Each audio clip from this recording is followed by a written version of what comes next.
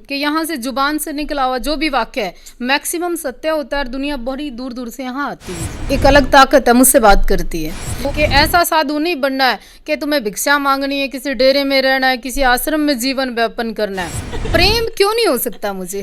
तो वो होया था मतलब नहीं।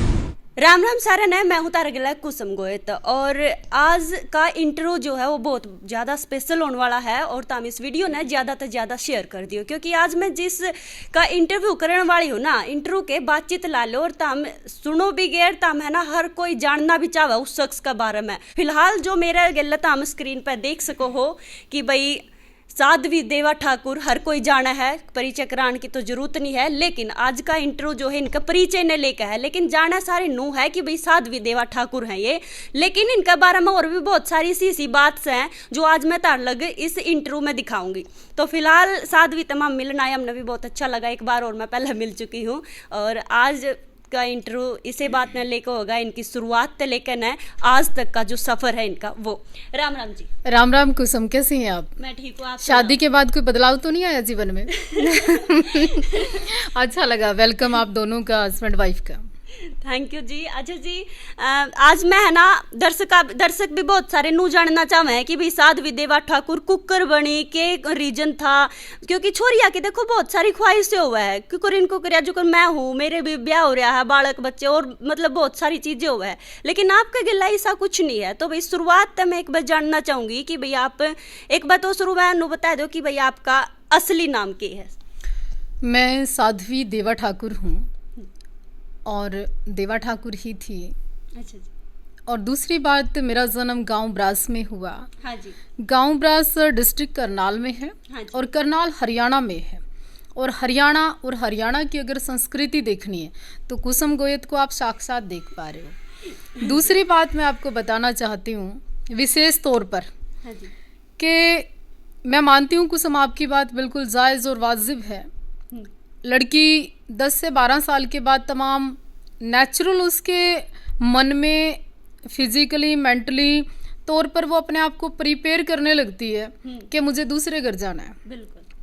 दूसरा, पेरेंट्स भी हमारे जो हरियाणा की संस्कृति है, चाहे हम कितने क्वालिटी वाइज घर के तरफ से कितने भी बड़े हों छोटे हों, नॉर्मल फैमिली हो, लेकिन अपनी बच्ची के माइंड में एक ही चीज़ माँ बाप डालता है कि तेरे को पराए घर जाना है। हाँ जी। तो इसलिए उसका माइंड उसी चीज पर काम करने लगता है। लेकिन आवश्यकता आविष्कार की जननी है। मुझे बचपन से ऐसा लगता था 5-7 साल की उम्र में ही कि पराए घर क्यों जाना। ये आपको आज बात ऐसे लगती होगी कि अब मैं मैच्योर हूँ, दुनिया का सफर मैंने कर लिया, ठीक गलत अच्छा बुरा समय मैंने देख लिया और बड़ा परिपक्व भी हो गया। हाँ जी। सही गलत की नॉलेज भी हो गया। लेकिन मुझे बचपन से था और आज भी मेरे अंदर एक अलग सा, जिसको आप जुनून भी कह सकते हो, जिद भी कह सकते हो, लेकिन कोई किसी के अंदर कुछ पैदा नहीं करता, उसकी सोच, उसकी सिचुएशन, उसके हालात, उसकी परिस्थितियां आदमी को बनाती है। अगर आप स्कूल जाओगे तो एक अच्छे शिक्षक बनोगे, अच्छे छात्र बनोगे, अच्छे कुछ भी बन सकते हो एक स्कूल से, लेकिन आप जिस लाइन की ओर जाओगे वैसे बनोगे। मेरे यहाँ तो कोई पूजा पाठ भी नहीं करता था, धर्म और संस्कृति को भी इतना नहीं मानते थे। हाँ। पर मैं ऐसा मानती हूँ कि देवी कृपा से मेरा प्रारब्ध है कि मुझे धार्मिक लाइन चुनने का मौका मिला। दूसरी बात, मैंने कहीं कोई जाके किसी डेरे में, किसी गुरु परंपरा में या कहीं जाकर कोई शिक्षा दीक्षा ग्रहण नहीं की। मैं स्वयंभू हूँ। ये जो जमीन है ये मेरे फादर साहब की दी हुई गिफ्टेड है। अच्छा। मेरे फादर साहब ने ही श्री माता बाला सुंदरी देवाजी धाम का निर्माण करवाया। एक पिता का फर्ज निभाते हुए मुझे 1-1.25 एकड़ जमीन गिफ्ट में दी। उसी जमीन के अंदर हमने खुद का मंदिर बनाया। 98 में 11 जनवरी को हमने ये मंदिर शुरू किया था जी। अच्छा। और सन 2000 में हमने माँ दुर्गा कि साक्षात यहाँ पर लोग ऐसा मानते हैं कि बहुत वाइब्रेशन है देवी की। हाँ। तो यहाँ मूर्ति स्थापना है। माँ बाला सुंदरी का यहाँ ऐसा आशीर्वाद है कि शनिवार को, रविवार को यहाँ दूर दूर से लोग आते हैं। हवन, महाविद्या, बगलामुखी, तरह तरह के अनुष्ठान यहाँ करवाते हैं और उनकी मनोकामना भी यहाँ पूर्ण होती है। और एक तरह से ऐसा मानते हैं कि यहाँ से जुबान से निकला हुआ जो भी वाक्य है मैक्सिमम सत्य होता है और दुनिया बड़ी दूर दूर से यहाँ आती है जी। चलो जी, ये तो देखो आपने बताई है, थोड़ा ब्रीफ में बता दिया। एक बार मैं शुरुआत से पूछूंगी, आप कितने साल की थी जब आप भक्ति में लगी थी? देखिए, मैं करीबन 8-9 वर्ष की रही होंगी। आहो जी। 15 to 83 यानी कि 15 फरवरी 1983 का जन्म है मेरा। आहो जी। मेरे जीवन का जो 20 साल से भी अधिक का समय हो गया इसी लाइन में हो गया जी। अच्छा जी, तो आप भक्ति तो देखो छोटे बालकों में सारे करे हैं, माम ने भी करी है, तो भाई शुरू में तो माता पिता नु कहते होंगे कि भाई जब आप बड़ी होने लगी कि भाई कोई बात नहीं, ब्याह भी होगा। देखिए, माँ की विशेष तौर पर इच्छा होती है हाँ जी। कि भाई मेरी बेटी के लिए बस एक ही सपना होता है, बस की शादी करी और वो अपने घर चली गई और बढ़िया सा पति मिल गया और परिवार मिल गया और बच्चे हो गए। हाँ, बिल्कुल। इसके अलावा तो कुछ है ही नहीं। पर मेरे को ऐसा लगता था उस उम्र में भी और उसके बाद भी, मेरे फादर साहब बड़े दबंग किस्म के और एक ऐसे बोल्ड पर्सनालिटी के मालिक थे, श्री सुखवीर सिंह राणा। अच्छा। ठाकुर परिवार से हूँ मैं, मुझे गर्व है इस बात का। हाँ जी। और उन्होंने मुझे समाज में बिठाना, पंचायतों के बीच में बिठाना, और एक बात हमेशा बोलते थे कि गर्दन नीचे नहीं, हाँ। जब आप चलो तो ऊपर उठा के चला करो। तो वो चीज़ मेरे अंदर कहीं ना कहीं कॉपी करती थी। और मुझे ऐसा लगता था कि जब ये ऐसा कहते हैं इसके पीछे कारण क्या है, वो सारी चीज़ें मिक्स होती गई और मैं धीरे धीरे धीरे इधर आ गई। अच्छा जी, पढ़ाई लिखाई कितनी करी आप? देखिए, पढ़ाई लिखाई का विषय जब मैं 5, 6, 7, 8 साल की थी, उस समय भी मेरे को ऐसे लगता था कि अलग विवेक काम करता था मेरे अंदर। और उसके बाद स्कूल जाते जाते मेरे ख्याल 6-7 क्लास में मैं थी, तब भी मेरे को पूरा ऐसा लगता था कि कोई एक अलग ताकत है मुझसे बात करती है। उसके बाद मैंने स्कूल छोड़ दिया, लेकिन मैंने घर बैठकर पढ़ाई नहीं छोड़ी। 10 किया, +2 किया, फिर भी कंटिन्यू जो मैं कर पाई मैंने किया। चलो भाई, बाकी नु है, देखो मेहनत शुरू तय जारी है। और एक बात और मैडम, मैं साध्वी जी कुछ भी कह ले, क्योंकि देखो उस टाइम में कई साल की बात हो ली जब आपके पापा नु क्या कर दे कि भाई सिर ऊंचा करके चलो, लेकिन मेरा नु है कि भाई उस टाइम तो छोरिया ने नु क्या कर दे, बस घर में रह और चुपचाप स्कूल में जाया कर, स्कूल तब घर आया कर, मतलब इतनी छूट न दिया करते। पूत के पाँव है ना पालने में दिखते हैं, ऐसा भी हमारी संस्कृति में कहते हैं कि पूत के पाँव तो बिना पालने में दिख जाए।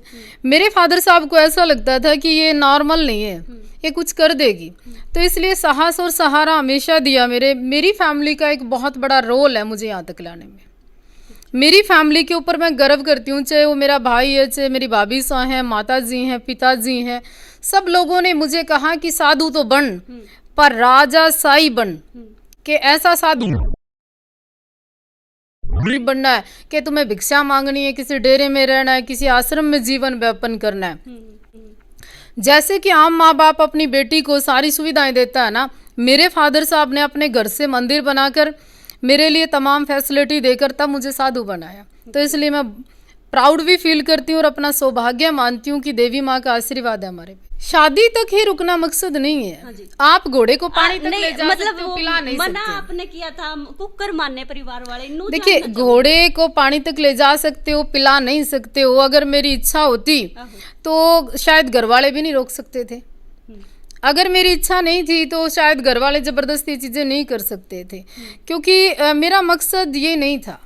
ये जो आम लोगों ने, अब तो खैर मैं मैच्योर होगी, 30-35 साल से ऊपर उम्र होगी, अब तो सारी चीज़ें पता है हमें। आम लड़कियों का जीवन देखते हैं, समाज देखते हैं, घर बार सब देखते हैं, पर मुझे कभी इच्छा नहीं हुई, कभी इस तरह की कल्पना भी नहीं की।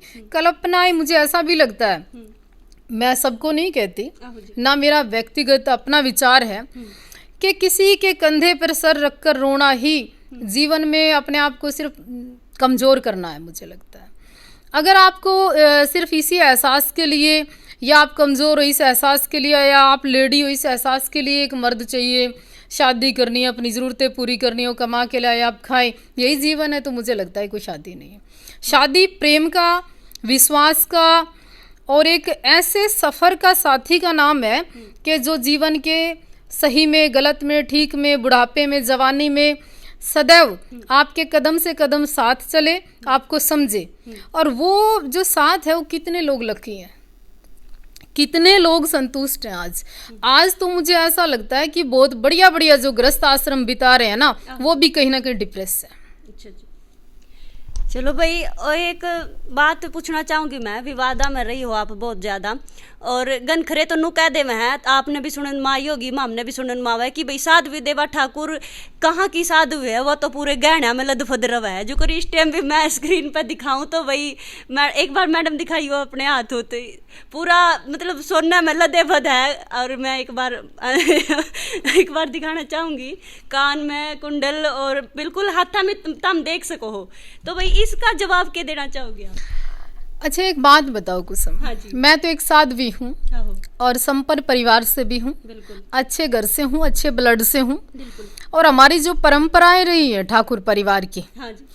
हमारी तो 22 साल से लेके और हमारी 70 साल की भी महिला, चाहे वो मैरिड है या बुढ़ापे में विधवा होगी या कुछ भी है, हमारे यहाँ कहते हैं राजपूती कभी विधवा नहीं होती, कि राजपूती कभी विधवा नहीं होती। तो ये अगर मैं अपने बाई ब्लड बात करूं, बाई बर्थ बात करूं, तो ये हमारा श्रृंगार है, ये हमारा गहना है। अच्छा। फिर मैं अगर बात करूं एक साध्वी की कि कोई जात नहीं होती, शुरू से ही पहनो आप ये, आप उठा के देख लीजिए 2004 में, 5 में, 3 में, या जब 2 से में। साध्वी बनी हो तब से? नहीं, हमारे यहाँ तो और भी औरतों को आप देखेंगी तो नाक कान का गहना है तो हमारा। हाँ हाँ बिल्कुल। क्यों नहीं है? और मेरे अलावा मेरी ये तो श्रृंगार है हमारा। हाँ। और कहते फिर मैं फिर दोहराना चाहती हूँ, आहो जी। और छतरानियाँ नहीं डालेंगी तो कौन डालेगा? बिल्कुल। देखो भाई, हालांकि सवाल रव है क्योंकि भाई गनखरे कह दे है, जब लाइव आया करे ना फेसबुक पे मैडम, तो भाई तभी भी मैं भी कमेंट में पढ़ा करूँ, बहुत सारे कह दे कि भाई इतना तो सोना पहन रही है, कहाँ की साथ विशेष डायलॉग बहुत सारे सुनने में न मिले है। जो ये लोग कहते हैं ना इतना सोना पहन रही है, कहाँ की साध्वी है, हाँ। उन लोगों से मैं आज एक क्वेश्चन करती हूँ और उनमें से कोई एक भी जवाब दे दे, वो जो कहेंगे मैं कर दूंगी। आहो जी के। ये मैं पूछना चाहती हूँ, जो लोग सिर्फ लिख देते हैं ना साध्वी कैसी होती है, फिर उसकी डेफिनेशन क्या होती है? मतलब वो भिक्षा मांग के खाए, आश्रम में इंतजार करे आप जैसे का कि कोई आएगा 10 रुपए दान पात्र में डालेगा और फिर उससे जीवन व्यापन होगा। कितनी वो अपने घर की माताओं की रक्षा नहीं कर सकते, अपनी बहनों का पूरा नहीं पाड़ सकते, अपनी बीवी की जरूरतें नहीं पूरी कर सकते, लिखने को तो कुछ भी लिख देते हैं। बिल्कुल मैडम, एक वाक्य होया था, आपने भी मेरा है कि भाई एक बार शादी में फायरिंग वगैरह हो गई थी और उसमें एक हादसा जो हो गया था, एक बार वो हादसा बताना चाहो, कुकर के होया था, कहाँ गई थी आप? देखिए पता क्या होता है कुसुम, अब आप रोड पे जा रहे हैं, रोड पे एक एक्सीडेंट भी हो सकता है जी बिल्कुल, रोड पे गाड़ी भिड़ सकती है, इसी तरह से जीवन में इंसिडेंट था, हो गया। मतलब कहाँ गई थी आपके, वो थोड़ा देखिए आपको भी मालूम है, मुझे भी मालूम है, और तमाम हरियाणा वासियों को क्या देशवासियों को मालूम है, और मिलियंस में वीडियोज आते हैं। हाँ जी। और नेशनल इंटरनेशनल साध्वी देवा ठाकुर कोई ऐसा चेहरा और ऐसे हादसे तो है नहीं, साध्वी जी अगर छींक मारे लोगों को ना पता चले, ऐसी तो बात है नहीं। अच्छा जी।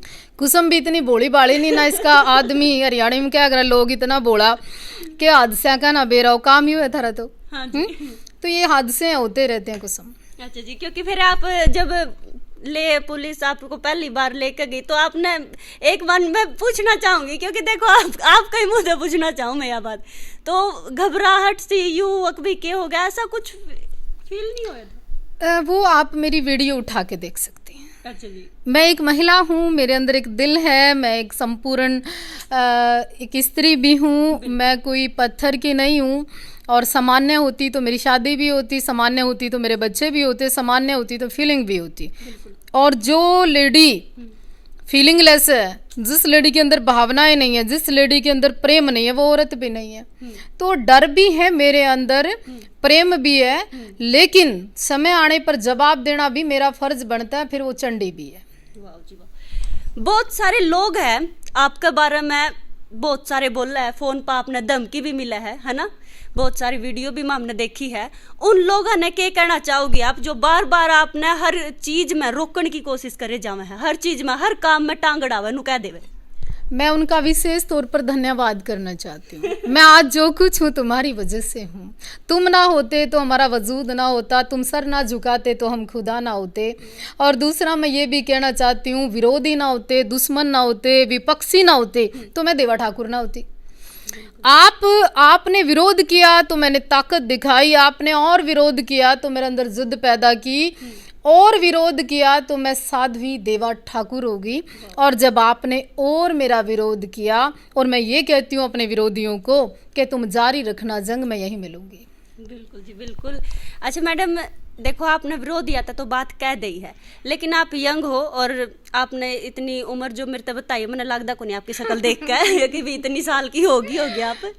इस सुंदरता का राज क्या है? अब देखिए मैं किस कंपनी की क्रीम की ऐड करूं, ये तो ऐसा तो है नहीं। हम नेचुरल हैं, साधु हैं, शुद्ध आहार खाते हैं, मंदिर का वातावरण है, देवी माँ का भोग लगा हुआ प्रसाद कोई भी व्यक्ति खाए उसके जीवन में तो वैसे ही नेगेटिविटी खत्म हो जाती है। फिर दूसरा मैं ये ज़रूर कहना चाहूँगी युवाओं से, लेडीज से, कि हर कोई अपने आप को फिट रखना चाहिए, अपने वेट को मेंटेन रखना चाहिए, अपने फूड को बिल्कुल विशेष ध्यान रखना चाहिए, चाहे वो साधु हो चाहे आम लेडी हो।